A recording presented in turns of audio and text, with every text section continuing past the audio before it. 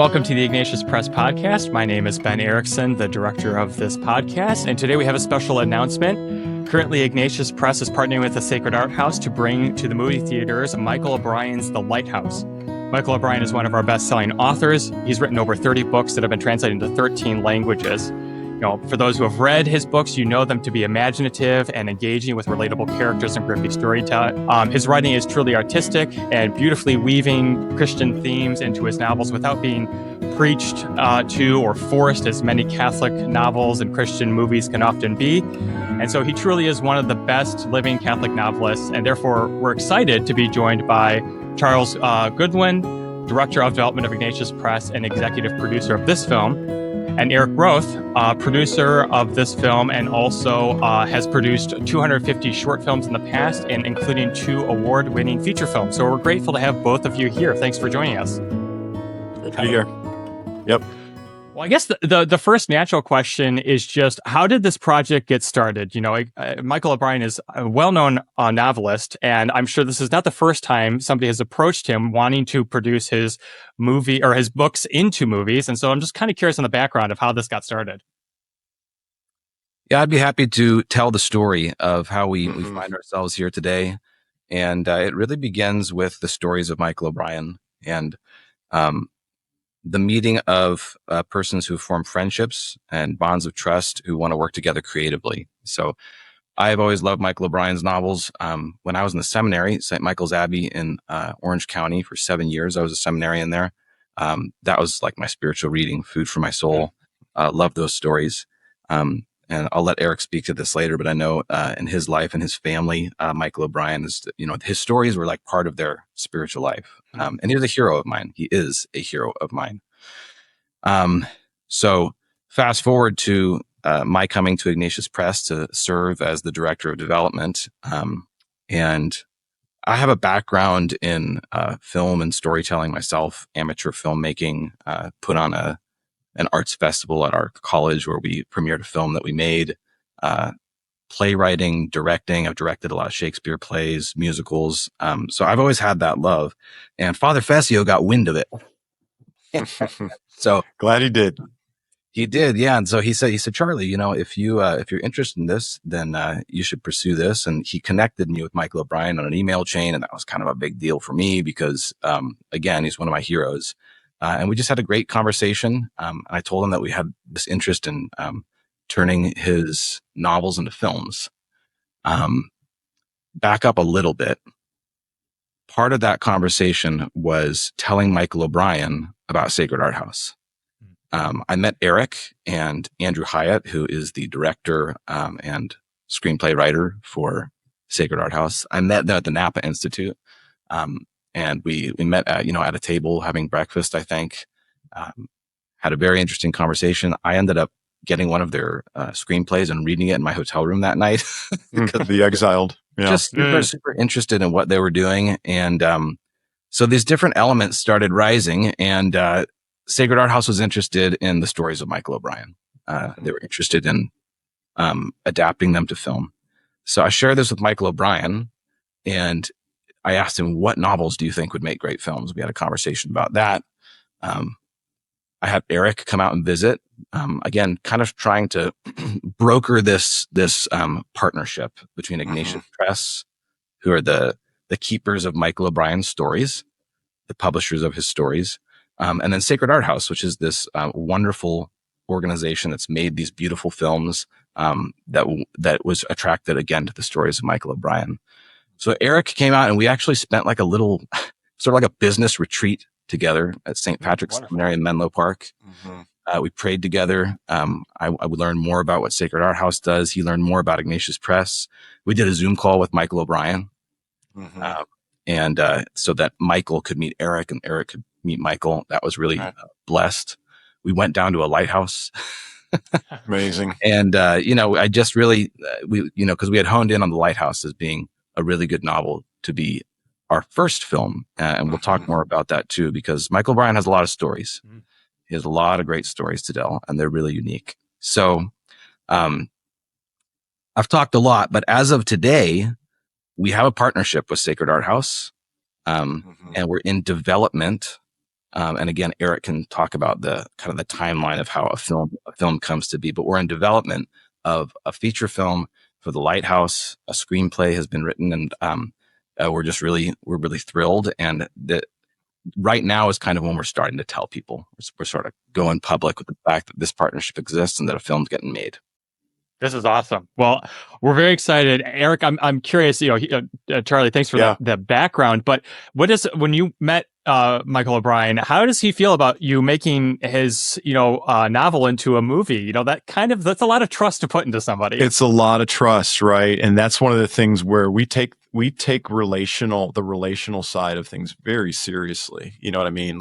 Charlie, Ignatius, these great relationships, Andrew and I, and so we don't go in with the hustle that's just like, hey, we're going to take this and do what we want with it. We really want to be a custodian, in a lot of ways of a wonderful work.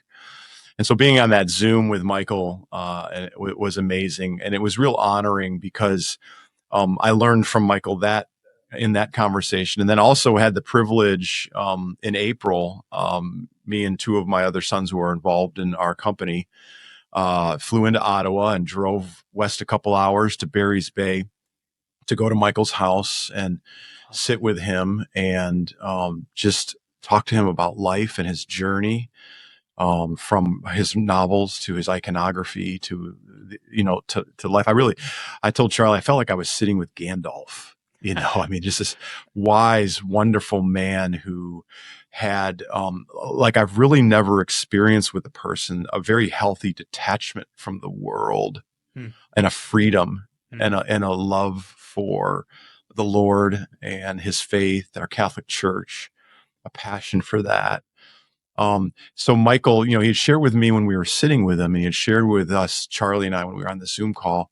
He's had a number of production companies over the years that have come after him specifically for Father Elijah, which I always like to tell people when I'm talking about the connection on our side. My wife's favorite author is Michael, and her favorite book is Father Elijah, and she has read that baby, all 500 whatever pages of it, no less than 7 times, And, but Michael's had a number of organizations that have come to him and said, hey, we want to make it a film. And, Michael is very true to his call. He's true to his call with his painting. He's true to his call with his writing. I believe he had several novels already under his belt, with a number of, more secular distributors, coming to him and wanting to, distribute his work.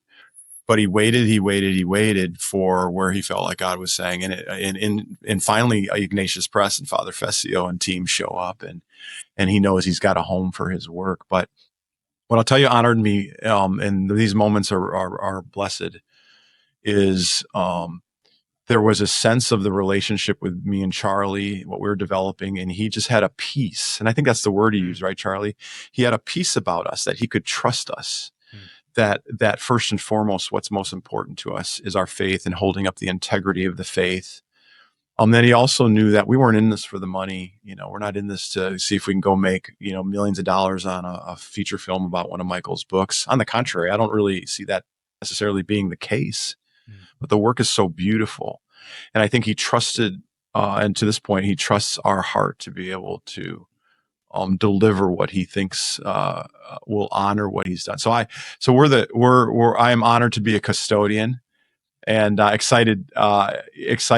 Charlie mentioned we have a first draft of the script, and my business partner Andrew, who's written many things, has written some wonderful things, and I think I can honestly say this is my favorite thing that I've read that Andrew has written. Really? And okay. So I'm very interested to see, what is the Lord doing with this? What does he want to do through it? And we'll permit the Lord to have it make millions of dollars as well. Amen to that. Absolutely. That it doesn't. They're not mutually exclusive from each other, right? No. Yeah. No, but I think it's more of what Michael saw in us was people who have a desire to promulgate the gospel through the beautiful, the good, and the true. Yeah. Right. Amen. And his novels are. All the projects we have in the slate and the things we're developing. When I think about Sacred Arthouse and the Sacred Arthouse brand, The Lighthouse and a couple of other of his novels that we've read and are optioning to make films out of are dead center for us on the target. They really, they really hit that mark. It's worth saying also that you said Michael had written a lot of novels before he ever found a home at Ignatius Press as a publisher, and he had been approached many times, and he said no. The same is true about his novels being made into films. That there were many studios that approached and were interested in making his novels into films, and every time he didn't have the right feel about it. He just didn't feel that it was the right thing to do, and there were a lot of no's. We just really clicked. And when he met Eric and we spoke, he said it was basically like, I give you my blessing, and so Father Fessio kind of nudging me, Michael kind of nudging us. We just feel that it's an anointed project, and we're excited to be teaming up. I'd like to. I feel like something I bring to the table is bringing the right people together. Yeah. And assembling the Avengers, as I like to say. You get putting the fellowship together. Put the fellowship together, get the dream team. So we're starting, and we're excited to see who else God has in store for that team. That's right. That's right. And one of the other people we mentioned briefly, Andrew Hyatt, he's done a lot of other work. Actually, over the weekend, I had a priest recommend Sight to me. And, I was, researching the film, I was trying to decide with my wife what movie we wanted to watch on a Friday night. And that was the one that we picked. And then I realized, oh my goodness, he's the one writing, for this movie, which is very exciting. So one of my questions though is what, we talked about Sacred Arthouse a little bit.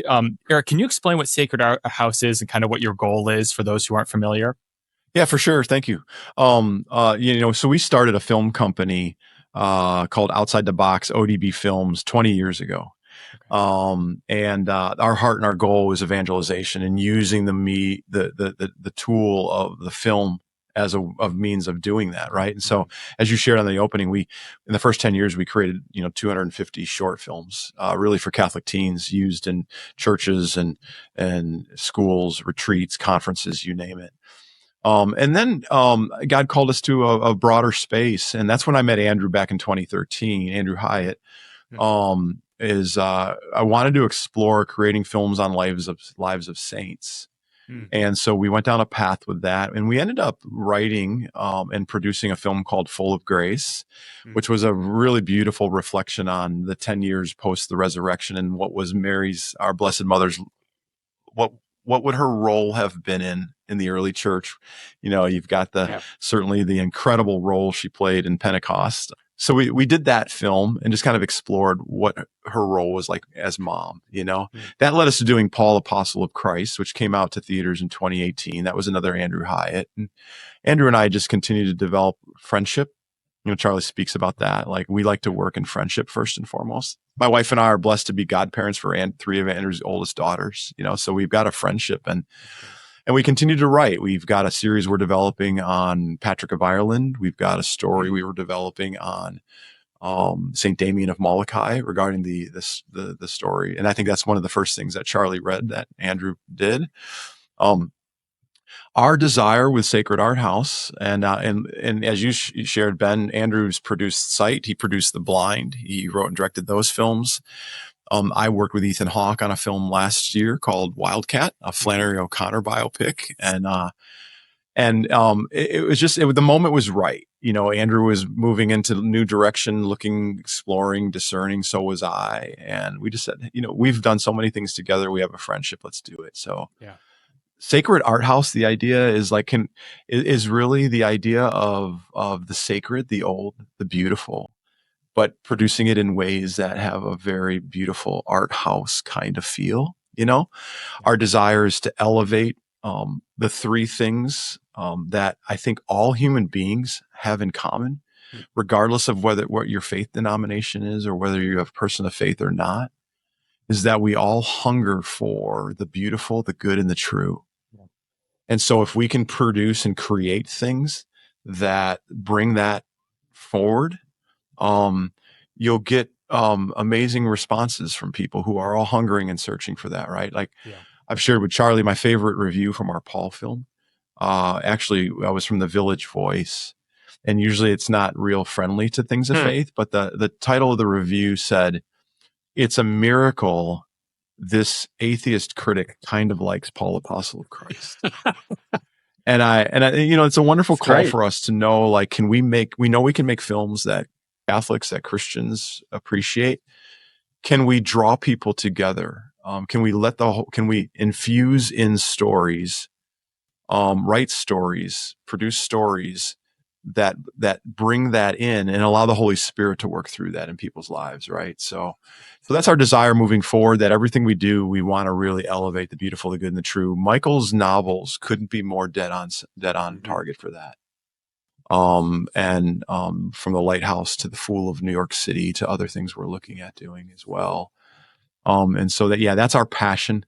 And our passion is to get things in the mainstream that a lot of people would be willing to go see.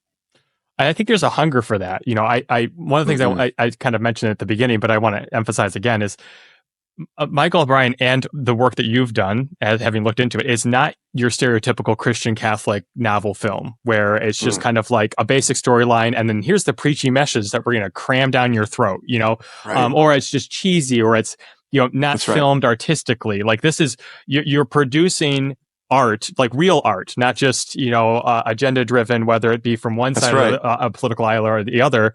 But it's real art and it's really engaging and enjoyable, but also those fundamental truths are still reflected in that medium. And Michael O'Brien, like you said, does that perfectly in his novels as well. So that's why I think that this is kind of a match made in heaven between both you and Michael. So we're very excited about that. So I'm really pumped.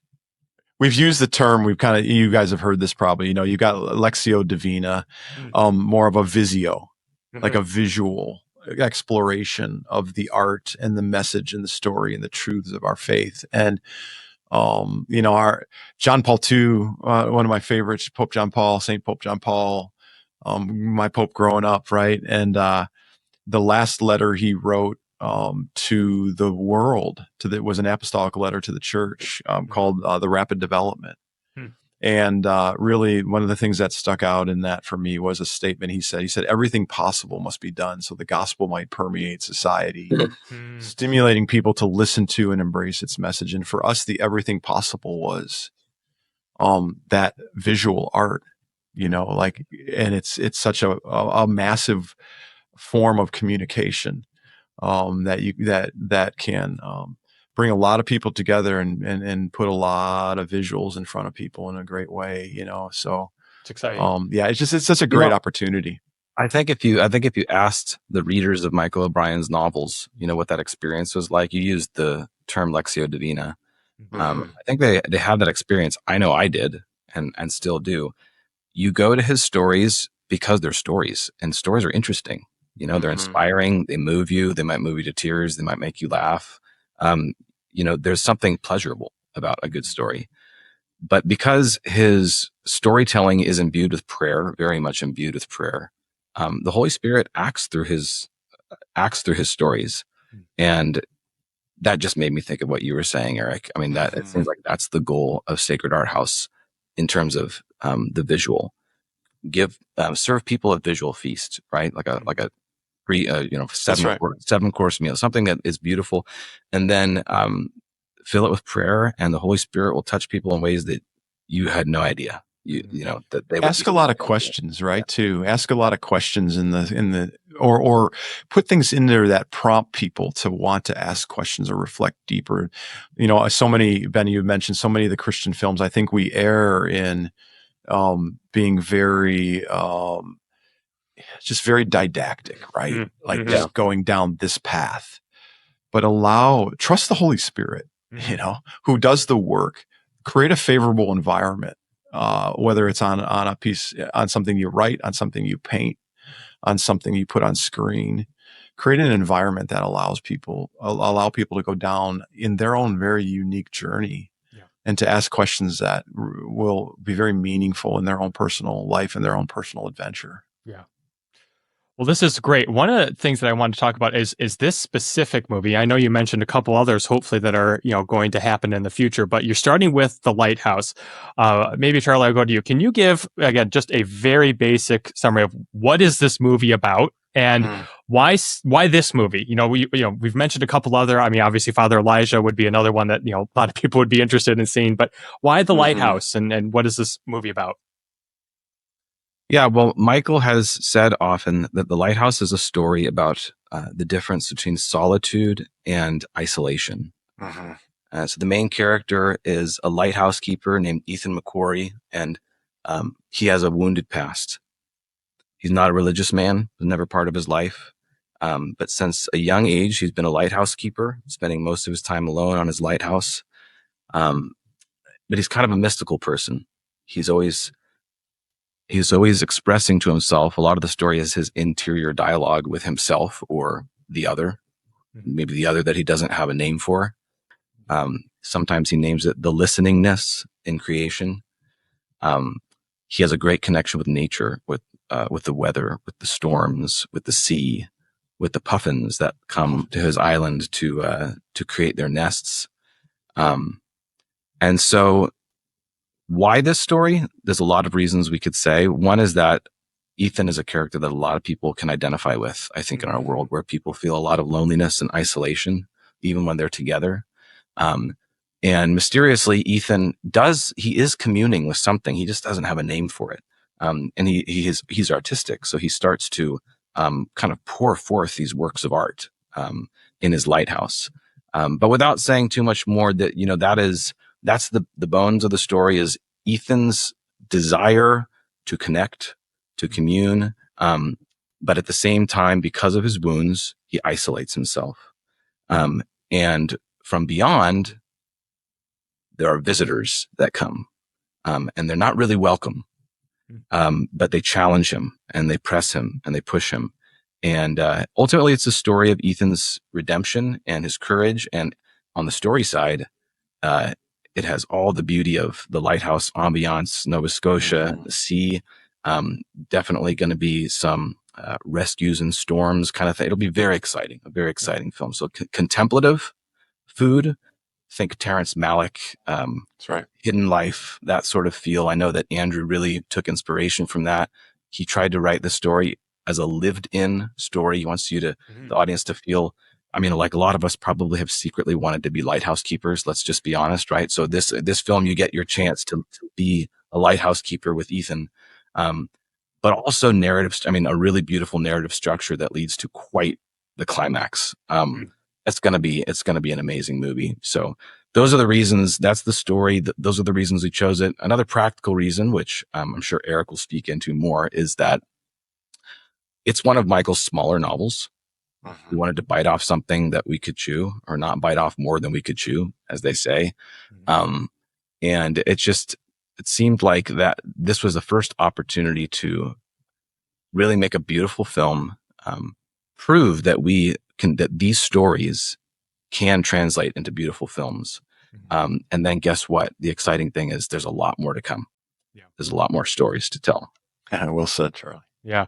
Well, I think that's something. I'm currently reading the book, so I haven't finished it. But I think, starting off the book, I wasn't initially being able to relate to Ethan, the character. But then as the story goes along, like you said, Charlie, he's actually extremely relatable. Like I've never had the desire to be a lighthouse, but a lighthouse keeper, but maybe to go away from society for a time. And you definitely live it. But he's a very he resonates a lot with you despite a very different life scenario. This idea of struggling with loneliness, that's certainly something that a lot of our youth struggle with. Wrestling with a past, an injured past. I think all of us have that to some degree, some more than others. And so he becomes a very relatable character. He's very noble, while not being religious, so you're kind of inspired to be like him. So there's a lot about him that's really relatable, which I think will translate well to the screen. It's going to put a lot of pressure on the whoever acts for him. But I think that it will be his character, but I think it'll be very good. Eric, I didn't know if you wanted to speak into any of this too. No, I think how Charlie laid it out was beautiful, Beautiful. You know, Ben, you just mentioned this could be an amazing role for an actor, and that's going to be really key, right? Like that character and going after and finding. And I'm not saying any names, but you start to kind of churn ideas based on things you've seen in films you've seen and characters and actors you like and who could do this. And even for some of the, you know, the very important ensemble of other characters who are in that film, very intentionally so, and thinking through how you cast that, will be very interesting. Yeah. Well, Eric, I'm curious for you, what are you hoping the audience will get from this movie? So like when they go to the movie theater, you know, like, what do you think they're going to enjoy? What do you hope that they're going to pull from watching this film? I think about, Charlie kind of hit on it a lot as he was describing it. You know, when the first thing when people ask me to describe the film is I do talk about the deeper look at the difference between isolation and solitude. You know, so what I hope people to see in this film is a very honest man, you know, young man who has this incredible job in a very isolated world. And I that they see an honest reflection and process that he goes through, the honesty in his own life about the issues from his past, the things he likes about the visitors who come, the things he doesn't like, the interruption that it is. But that you see often in life that sometimes the unexpected and the interruptions lead you to a better place. You know, and sometimes those interruptions, often really you're not planning the interruptions, right? So you kind of wonder, like, you know, how is God throwing these moments at our lives because he's trying to stir us and trying to move us into different ways and to different paths of living, you know? And so I would want people to walk away from this, really in a contemplative and meditative, moment or opportunities in their life to go, how do I connect to some of those deeper issues in his life? How do I relate to that, you know? And to see that kind of lived out in his life, and to go away seeing that he's somebody who had some great character. I mean, in spite of some of the struggles and difficulties, had some very great honorable characteristics, you know, and how does he implement those in his life, and how does he share those, and how does he respond to that? And I think also going away knowing, you know, I firmly believe, you know, you wake up in the morning and the Holy Spirit has a plan for your day, right? There's some basic things that God wants us to seek. You know, I think for me, one of the big reflections is how do I make you more, and how do I become less? You know, and how do you become greater in my life? And so for people to have the opportunity to really deeply reflect and go and look at, where are you in my life, and how have you rescued me, and how have you shown up, and where were you in the unexpected, and what does that mean? And it's not just for self-indulgence, you know? I think in a lot of ways you could look at Ethan's character as somebody who is, you know, he isolated himself. That's a very selfish thing, right? For all kinds of reasons, but through the happenings, you know, he's pulled out of that selfishness through opportunities to serve and opportunities to address the deeper things in his own person as these characters come in alongside of him. So, and his character really reflects, I think, what a lot of people do internally. Like, they may not go out to a lighthouse, but they kind of go internally, and then you can see how in your own life, how God, you know, puts people and scenarios in your life to draw you out. So it's just, and again, it's not over the top, you know, forcefully Christian, but you can see those undercurrents there that are, you know, really present. And for those who are Christian or Catholic, they're going to see those, but it's going to be an entertaining movie even for those who aren't, and an opportunity for the Holy Spirit to work. So that's great. That's right. Yeah, it's definitely a very symbolic story as well. This is a story about a lot of metaphor and solitude, but he lives on the edge of the ocean, on the edge of the abyss. He lives on an island which also has a causeway which is connected to the land, but sometimes is covered with water. So his connection with the rest of humanity is tenuous. I just wanted to add one more thing to what Eric was saying about what I would hope the audience would take away is that this is a story of hope. And if you're someone that has the regular experience, maybe even the daily experience of brokenness or of woundedness, of not not being right. And you could probably look back in your life to an event or a few events that were where you got broken. And you look at your relationship with God and you pray. And I think we've been led to believe that we need to be fixed, right? We need to be fixed before we can be useful to the kingdom, before we can, and we desire, of course. Right. But I think a lot of people have experienced that God can meet them even in their brokenness. He can work through their wounds. He can work through their brokenness. And that's a daily struggle for a lot of people. And so I would hope that seeing this film would fill them with hope and confidence, because that's really a theme in the story. Ethan feels that kind of every interaction comes from this broken standpoint. And it's not really that God fixes it before he uses him for great things and exciting things. Well said. That's very well said. I'm excited. One of the other things I'm curious, and Charlie, you mentioned this briefly, is what kind of feel is this movie going to have? You know, you kind of mentioned the northeast side, Nova Scotia area, or what, another way of asking this question is, what other movies can this kind of be like? So if people like this movie, they might find this movie at The Lighthouse interesting. I wish Andrew was here, who's the artist. This is his baby, to speak into that. But I've seen something of his ideas and the direction he wants to go. And of course, we have the novel itself. But I think all of the beauty and majesty of the ocean, but kind of the northern ocean, cold. There's a sort of an austere, mighty beauty there. Harsh seasons, cold winters, but also, sunlight bursting through the dark clouds, and then all of the ambiance and the romance of fishermen and their boats going out to do a kind of a humble task, but also braving the mighty waters of the deep, and the noble task of a lighthouse keeper who keeps those who go out to sea safe on their voyage and guides them home. Of course, also deep symbolism there, I think. But it's this is a coastal village that has a long history. It has fishermen who have not come home. It has widows who are on shore who now spend their lives next to the ocean that took their loved ones. So that's the setup. And Eric can say more. No, it's perfectly said. Yeah. You get a real small town, a real small, small experience, small town connective tissue. People know each other. They know their stories. Charlie used and Andrew's described as you want people to feel like they're living in the story, like they're part of it. They can experience it. They can feel it, and so gorgeous environments like that.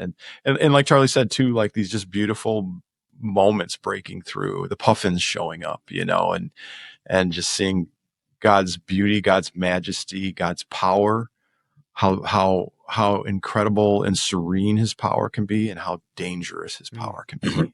And so you see that juxtaposition, and it's Absolutely. And I think it's good just to reiterate again that for the audience to relate, I mean, this is a story. It's a story in its own right, but it's not hard to make the connection to the interior ocean within, to the dangers, in our interior life and our interior struggles. So I think that's really supposed to be part of the story, a way to understand this. That's right. Yeah. Andrew has always been inspired by Tarkovsky, inspired by Terrence Malick. Those are deep inspirations for him. And so, you think about this, it's just right up that alley, right? Like you let the film just let it breathe, let it tell, let it show. There's a lot that doesn't have to be said. Yeah. Right. And that'll certainly be a predominant experience of watching this film.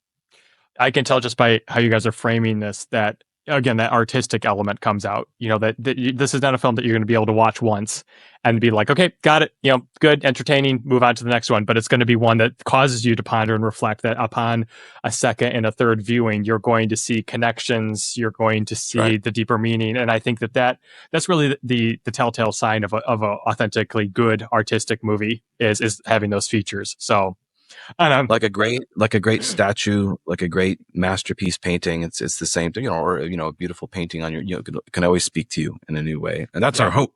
That's for our hope for it, certainly.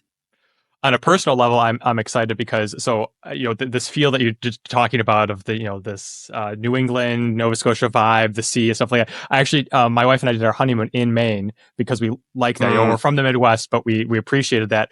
And she has an absolute love for puffins, which I have also now kind of accepted. We saw some puffins, and we've been to Maine now twice. Actually, we just had the birth of our first child, and like the child's theme of the room is puffins. So as soon as we saw that in the book, so one of the questions I had is, the practicality now of making this come to life. Do you have any filming locations? Puffins are a big part of the story, but they're obviously not widely available. They're kind of only in the Nova Scotia, Iceland, and Maine area. I saw some at the Monterey Bay Aquarium yesterday. Yeah, I got a picture yesterday. Yeah. No, we're actually hiring Ignatius staff. We have hand puppet puffins, and so the whole island will be filled. It'll be like Muppets. Think Muppets above some Jim Henson influence there. Dark crystal sort of. That's right. Perfect. That's right. Seriously, we're going to take that seriously. Yeah. No, it's all going to be. The environment. We're gonna give people as real and as experience as we possibly can. Yeah. And the locations we choose, and certainly we'll be exploring to film in that region of the country, in that region of the world, and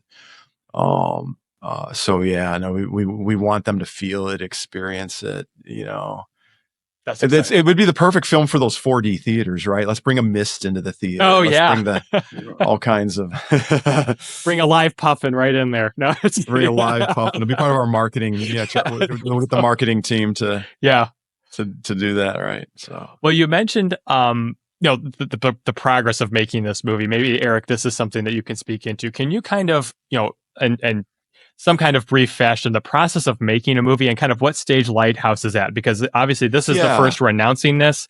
We want to keep, that's right. It's already quite a ways on its path, but how can we, then further it? Yeah. Production, there's 5 phases, right? If you make a film is development, pre-production, production, post-production, marketing, and distribution. Mm-hmm. You've got those 5 phases. We're definitely in the development phase right now. Okay. And it's gone really well. The writing of the development of the script and the writing of the first draft and the delivery of that. And, but alongside of that, Charlie is a development. He's the Ignatius development guru. Yes. And so Charlie has been, setting up meetings and having meetings because we've got to then get this film financed. So it's great to have the financing to develop it and write the script, which we landed very, very readily, very quickly, with the incredible belief behind the works of Michael O'Brien. But now we've got to raise the funds to produce it, and Andrew, it's Andrew's funny. You get your first draft and he's always very apologetic. You're going to get 300 pages and it's going to be a $25 million film and we'll lean it down. Right. And we got the page count on the first one. And, initially you're like, oh, that's a lot of pages. But then when you read it, you're like, no, there's just so much that's, director's notes and so much that's just on, it's that show don't tell that comes out. And so, we're essentially establishing what a budget will be for this and going hard after raising those production funds. Because that's the next big thing. Unfortunately, a lot of scripts get developed and never produced. Yeah. We don't believe this will be the case for this one. Again, there's something very uniquely anointed about this project and the calling and the bringing together, but raising the funds for this. And then once it's green lit, once you have the funds, then you're off to the races. You get into pre-production, you're hiring your team, you're deciding your locations, you're casting it, you're doing everything that's necessary. Yeah. And that's typically a 3-month period. Okay. From the time you have all your funds, it typically takes about 3 months to get the film, get to day 1 of principal photography. Yeah. And then a film like this, it would likely be a 25, 30-day shoot, somewhere in that range. And so you do that, and then you're in post-production. So, that's the typical phases for any feature film. The first, one of the most difficult ones is really getting the development dollars to write the script, because it's the riskiest of investment for anybody. And we got past that very, very smoothly, and thanks to Charlie and his team. And so now Charlie and I are working together to be able to get people behind it financially. Great. Charlie, you may want to speak more into that. Yeah. Yeah, I would say I really like development, especially, the Ignatius Press for 3 years helped raise about $4 million. And it's exciting to raise money for important things that will inspire people, that will uplift them, that will elevate them. And that's what Ignatius Press has been all about from the beginning. And I've always had a love for stories. And so novels are the real story side of what Ignatius Press does. And then film is the visual side of storytelling. And so it's exciting to pitch this idea, this project, to people who might want to collaborate to help make it happen. Investing in films is not a good idea on paper, but it's not a good idea on paper. Yeah. Statistically. But if you're listening to this right now and you're inspired by what we're talking about, you can help. And I can give info at the end. We have a website that's live and a place where people can support. If you can't give a lot, you can give a little. But if you're someone of a higher capacity, someone who has the ability to invest or to become a donor on a high level, know that this is the start of a long story. So if you love Michael O'Brien and you want to see his stories uplifted to a larger audience in a new medium, this is not just about the Lighthouse. This is about all these other stories. This is about the Fool of New York City. This is about Father Elijah. And so if you hear us talking and you're listening to this podcast and you think, wow, that sounds cool.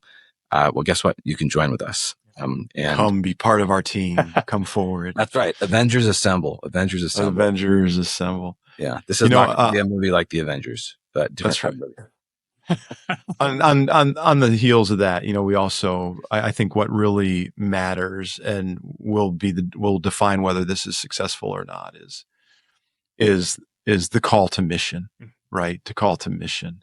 It sets it apart. We're not just trying to get a bunch of equity investors together to, because we've got this film that we think is going to be really successful. I'm not saying it's not going to be successful, but we're going after different kinds of people and different qualities and looking for the partners. Avengers Assemble, the fellowship, the people who want to see the good, the beautiful, the true on screen. They want to see beautiful stories of hope and redemption on screen. And so, we're not going to the same group of people that are hoping that this can be the one that could be the home run and could make them their money. We're going after people for twofold. Hey, we're going to be responsible stewards of your money. We think this film can actually be financially successful and viable. But more than that, and bigger picture than that, is that we're producing something that can absolutely stir and inspire the heart of men and women who go to see this all over the world, and that is a driving factor in our motivation. Think of what a gift. Think of what a gift the Sistine Chapel, the ceiling of the Sistine Chapel, or the David, or the great paintings of Raphael. Think of what a gift to humanity those are. I mean, daily, those uplift, inspire, elevate people. Those would never have been possible without patrons. The Renaissance had this idea of patrons. Very expensive to create those works of art. Michelangelo couldn't have done it without, maybe you've seen The Agony and the Ecstasy. I can't remember the name of the Pope, and they fought back and forth. Ideally, you want to find patrons that are not going to fight you like that. But this is the idea. We create something which has a timeless beauty, which can last, and it's important for people to understand. Not everyone in Hollywood is looking at film that way, right? They're looking at it as a business investment. You could liken it to, it's one thing to buy a piece of property in a home that you want to make your home, right? You want it to last for generations with your family, And then another thing, which is totally legitimate, is you might be buying a home because it's a good asset. And then you pour into it, good investment, flip it, and it's, and you get a different home, right? Yep. And you made some money, right? That's not what we're doing. We're trying to build a home here with these stories and something that will be lasting for people. That's right. We're committed to being good stewards with the finances that people bless us with. That's what I wanted to say also, is that Sacred Arthouse has a good track record of actually developing their projects and actually getting them greenlit and finishing them and then getting a return on their investment. So I want that to be out there for the record. For sure. So I think they are good stewards. And another thing we could say is I think we can look at mainstream Hollywood. Think of that movie that just came out. Disney did the new Snow White. And I don't like to point fingers or name names, but everyone knows Disney. That was like a $275 million budget or something like that for that movie. And talk about wagging your finger and telling people what to think, and really changing the substance of the story. Just stripping it all of the magic and the enchantment, I would say. Stripping the story out of the story. Just stripping it out, gutting it, and then spending all that money and not getting a return. So wasteful. This is not the witness of the gospel. This is not the witness of Christians. Christians say, give me a little toy paintbrush and a piece of paper, and I can make something beautiful that will inspire you. Right? That was my budget. Give me a chunk of clay and I'll make the pietà. Yeah. There you go. So, I know Sacred Arthouse, that's part of their mission, $4 to $8 million budget films. That's really low. That's not a crazy budget, but watch what we can make with that budget. Right.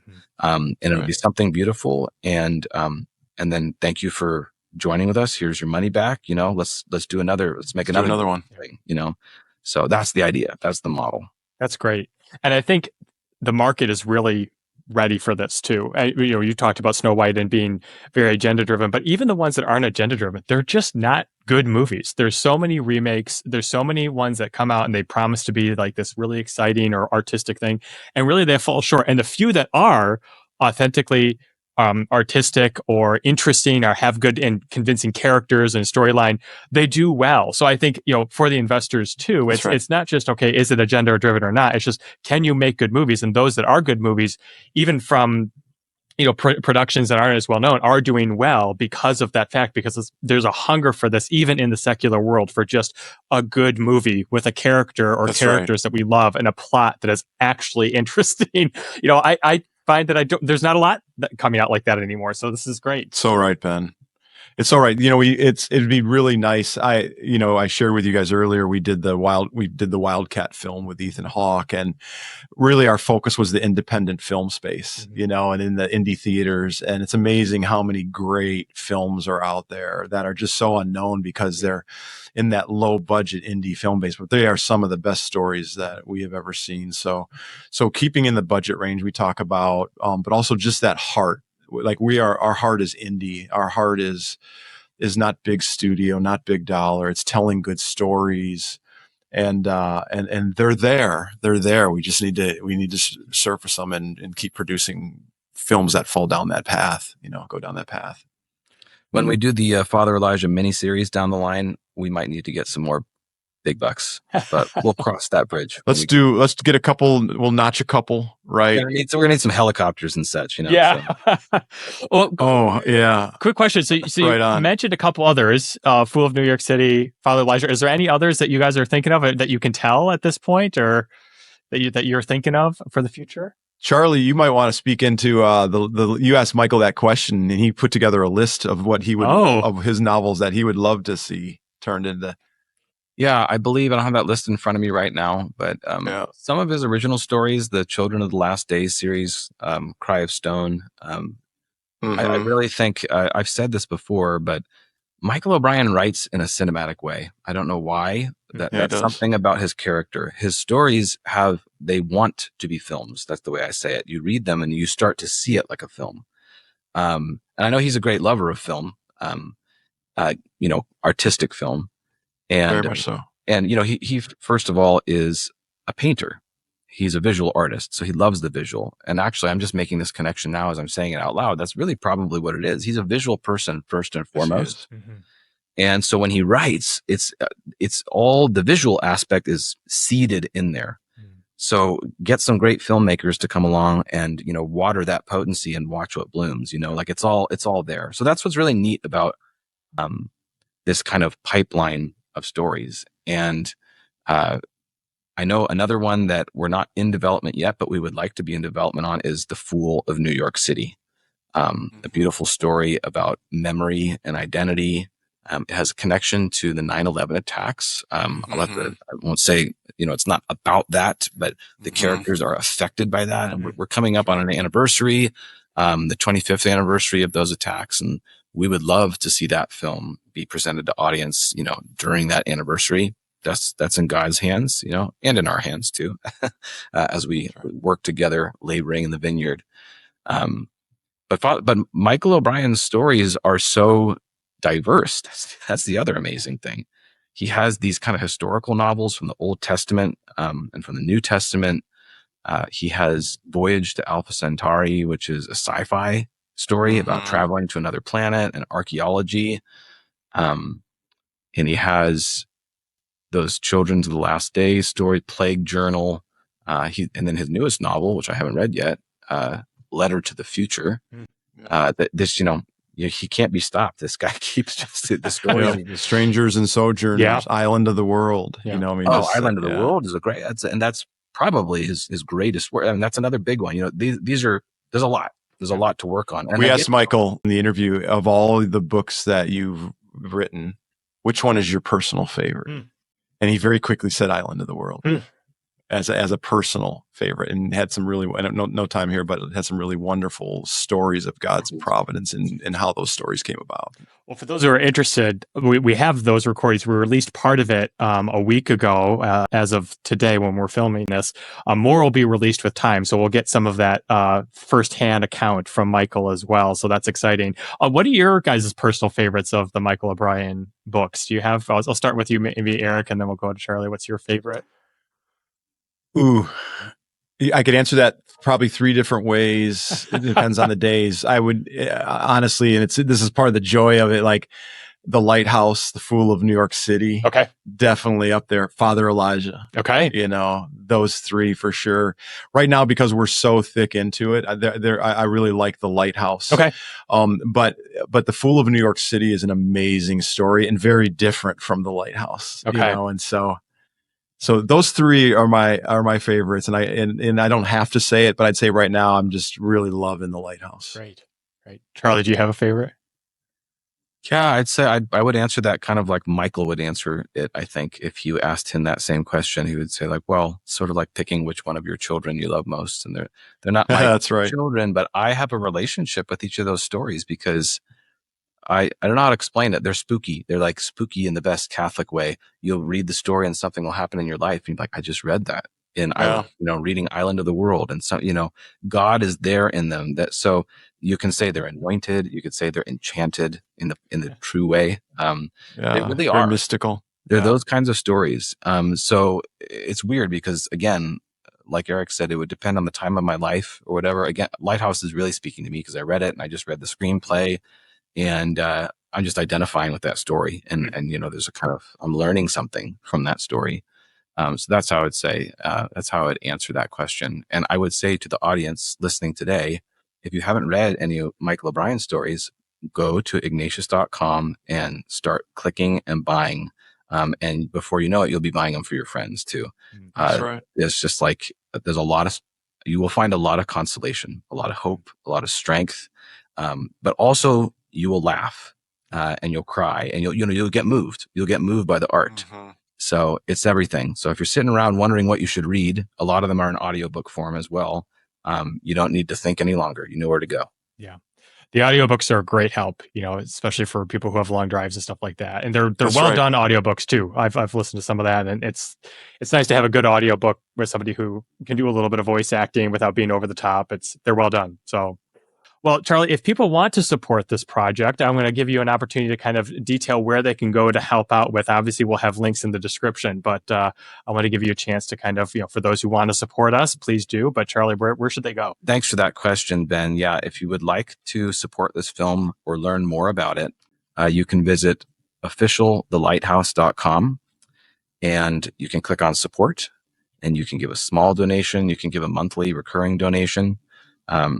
But some people are in a position and may feel inspired by the Lord to give a larger gift. And to make films, again, we're talking about millions of dollars. If you want to partner as an investor, or if you want to give a gift to Ignatius Press and write it off your taxes and let Ignatius Press become the investor, whatever you feel moved towards, you can do that at officialthelighthouse.com. Or you can contact me, and you can put my email down there too, charles@ignatius.com. And I'd love to have a conversation over Zoom or the phone, or I'll fly to you.